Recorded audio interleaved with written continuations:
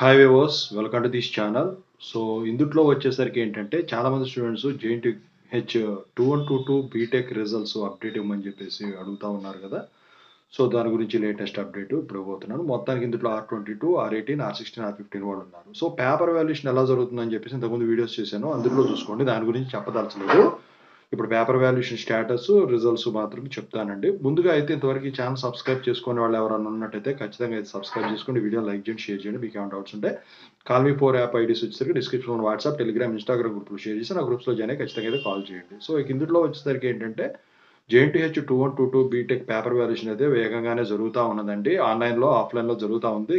నిన్నటితో ఈ పోయిన వారంతో ఈ థర్డ్ పేపర్ వాల్యుయేషన్ అనేది కంప్లీట్ అయిపోయింది అనమాట. అయితే ఆన్లైన్లోనేమో ఆఫ్లైన్ కన్నా కొంచెం డిలే ఉంటుంది, ఎందుకంటే కొంచెం లేట్గా స్టార్ట్ అవుతుంది కాబట్టి. మొత్తానికైతే పేపర్ వాల్యుయేషన్ ఈ మంత్ ఎండింగ్కి ఆల్మోస్ట్ కంప్లీట్ అయిపోతుందండి. ఎందుకంటే చివరికి వచ్చేసరికి speed పెంచుతారనమాట.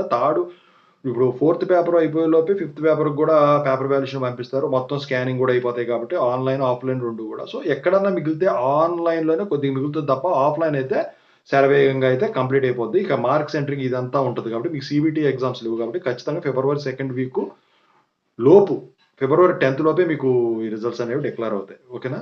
Thank you so much. All the best.